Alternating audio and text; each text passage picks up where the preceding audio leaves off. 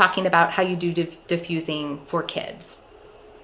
So the benefits of diffusing in this timeline are that the diffusing process, the research will show that when somebody is exposed to crisis, if they have diffusing, it really helps to minimize or lessen the long-term symptoms and reactions and need for additional trauma intervention that they will have in the long term. A lot of people say that they really, really benefited just from getting out what they've experienced, hearing other people's experiences, and knowing that they aren't alone in what they've been feeling and thinking. The diffusing process for children is very similar to that of adults and adolescents. It's also a very, very structured process. It's just much shorter. It's always voluntary. So again, we do not make this mandatory. If children do not want to participate, we never make them participate in a diffusing session. The duration is typically 20 to 30 minutes. I would never go longer than an hour or classroom period for the diffusing process. And diffusing for kids can be done one-on-one in a smaller group, or you can even do this in a classroom setting. Because the process is much shorter and it's more activity-based, it works quite well in a classroom setting. I would say it's for kids about ages 4 to 12. So how does it work?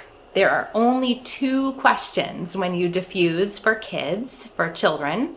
And the 2 questions are, what do you remember most, right, about what you saw, or you heard, or you were told about what happened?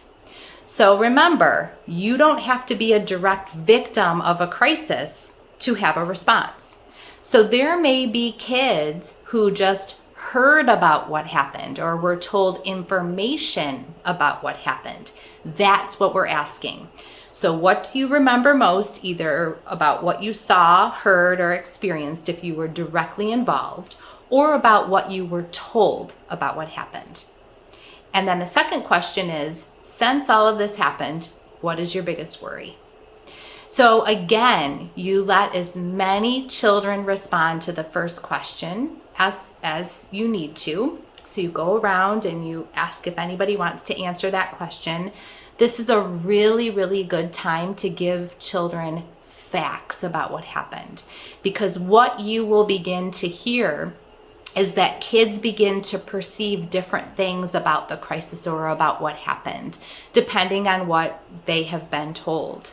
So one example that comes to mind is related to death. And what we hear a lot from kids who have experienced somebody dying is that they will say things like, that's when my grandma went to sleep, or that's when we lost my grandma. And what we want to say in those cases is, well, your grandma's not sleeping, and we didn't lose her at the mall. Your grandma died. Your grandma's body stopped working. So we want to really, really clarify and give kids facts about their experience, because sometimes adults are trying to spare their feelings, or people are giving them information in a pared down version, and they create a different narrative in their mind about what has happened. So you want to clear up those facts at that time. And then we want to ask them what their biggest worry is. And we don't really need to process the worry. We don't need to fix the worry. We don't need to give them solutions to help their worry at that time. We're just listening to what is your biggest worry. Some kids will say, does this mean I can't go on vacation? This means, oh my gosh, when am I going to be able to play video games next, right? Then you might have other kids that say things like, well, what if everybody I know dies from the coronavirus? What if my mom and my dad and all of my brothers and all of my family, and then where will I live? Right? That helps you understand the level of worry or anxiety where that child is. That might be a child that needs additional intervention. Whereas the child that said, are we going to miss our summer, baseball league, may need less intervention.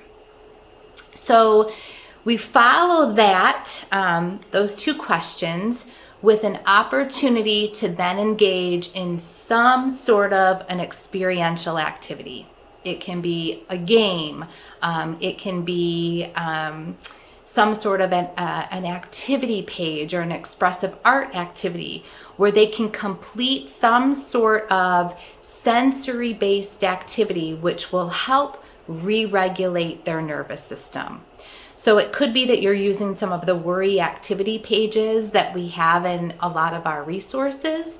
It could be that you just ask them to draw a picture of their worry on a piece of paper or of their favorite memory of the person who died. It could be that you have kids make cards to send to a nursing home, for example, where people in their community are living, to kind of give them an opportunity to help and support others.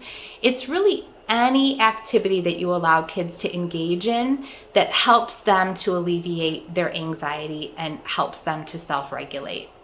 So it's just what stands out the most about what happened, what do you remember, what did you hear, what's your biggest worry, and then engaging them in an activity.